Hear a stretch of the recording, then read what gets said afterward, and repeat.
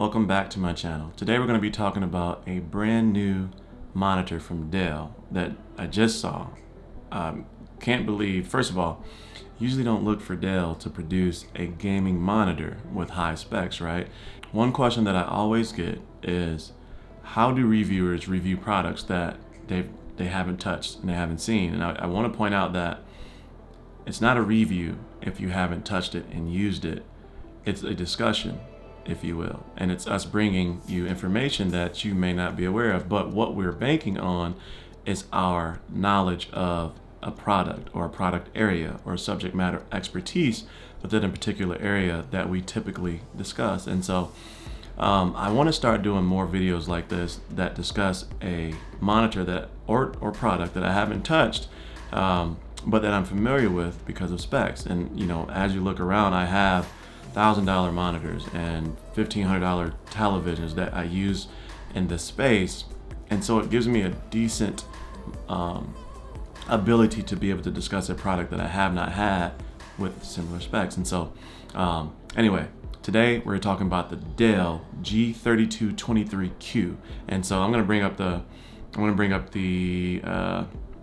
browser here. What we have here, $14.99. It's a Dell 32-inch 4K UHD gaming monitor. Now let's jump into the specs, and we can go through the pictures first, but just go straight to the tech specs. You have AMD FreeSync and FreeSync Pro. It's an IPS monitor, 3840 by 2160, so 4K at 144 hertz, 600 candeliers or 600 nits brightness, 1 millisecond gray to gray, 1 billion colors, right? So 10-bit panel, and it has two HDMI 2.1 ports, which is big because that means you can also use this with consoles. Now I heard somebody say the other day at my last video, not my last video, but a video that I've done recently around the QD OLED monitor and how it's only 1440p and that you can't use it with consoles. And they said, well, it's not important if PC user. And that's true for a niche group of people these days. But nowadays, these monitors are expected, especially when you're getting into the $1,200, $1,300, $1,400 price range, to offer that ability to all users, PC and console. For the first time in gaming history, consoles can keep up. And so that means that a monitor can no longer just be expected to only support a PC. At this point, it has to also support gaming consoles as well, as they can now do 4K 120, 8K 60. Hasn't been used that much to this point, but why am I going to spend $1,400 on a product that will quickly be end of life in the next year? Again, so now we're USB 3.2 Gen 1, not important. It's a hub, that's cool. 1001 contrast ratio, but the color gamut, 95% of DCI P3 gamut, color gamut, and 99% of the RGB color gamut. So, oh my God, these specs are amazing, right? And again, and let's go back and look at the monitor itself. This is a gorgeous monitor. This is a monitor that you can buy multiple and put together because the bezels are so thin. You can put this in a vertical orientation. A lot of people have been starting to do the TIE Fighter, where you have two vertical and one center horizontal setup. The way that this monitor is built, it's perfect for that. It does have these bezels at the bottom, but three-sided, no bezel, basically, at this point. 600, like I said, it's HDR certified at 600 nits, and so that's going to give you that perfect brightness level, within that gaming space, if you will. Perfect 600 nits IPS panel. The next ones up, like your top tiers, are starting to try to reach that 1,000 nits, but keep in mind that's peak brightness. That's not going to sustain 1,000 nits, and this isn't going to sustain a 600 nits either.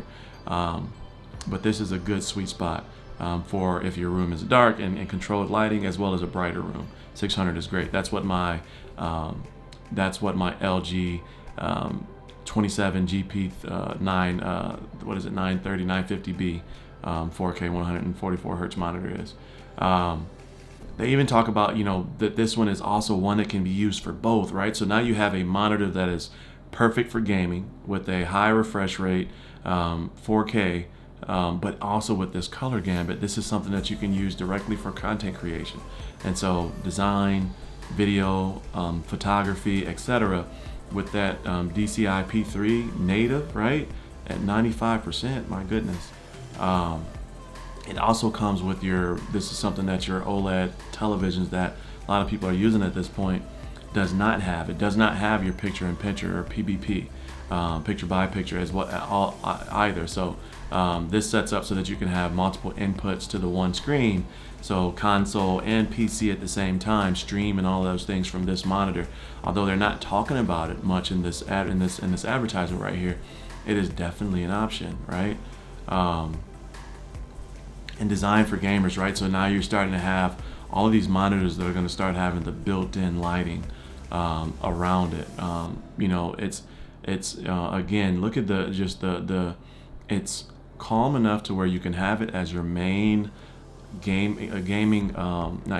main content creation monitor, but you can also, because of the lighting and what have you, the aspects, the very subtle aspects, you can have this as your gaming monitor as well. And so this one is really tempting me.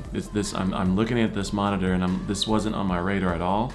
As you all know, I'm looking forward to having that 42-inch OLED LG television as my monitor, replacing my LG 27GP 950B back there. But man, this 32-inch, and then having that LG 27-inch next to it, or on top of it, or side of it, vertical. I don't know. It's kind of tempting me. From there, you go to connectivity, and as I mentioned, this one can be VESA mounted, right? It can be VESA mounted, however you say that. I believe the appropriate term is VESA mounted. But it has the USB hub right here, and then it also has the HDMI 2.1, two of those ports, and it also has DisplayPort as well for that 144 hertz.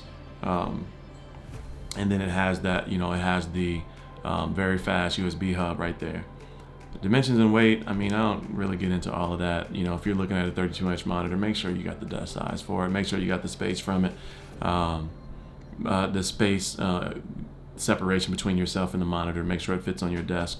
At this point, these 32-inch, 42-inch, and 48-inch monitors, you can't go that standard 27-inch or 27-inch I think is a standard, like desk depth. Can't do that these days. For those big monitors, you want to make sure that you have enough space in between yourself and that screen to carry that size. Otherwise, stick with your standard 27-inch monitor. But with the hub, you can plug. You can see where where it shows here with the hub. You can plug in your keyboard. You can plug in your headset. You can plug in your mouse, and then have that one cable go into your PC or laptop, however you have it set up. I'm not a big fan of having my cables and stuff hanging like that. I wish they would have had it rear mounted, and so that you can plug in directly and then hide those cables in the wall. But I'm not gonna gripe about it. This does give you the most flexibility if you want to have it directly on your desk and not base mounted and stuff like that.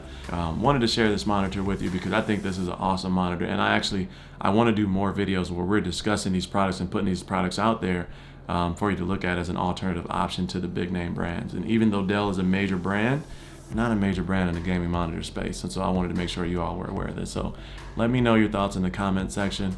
As always, stay cozy in that crazy world, and I'll see you in the next video. Peace.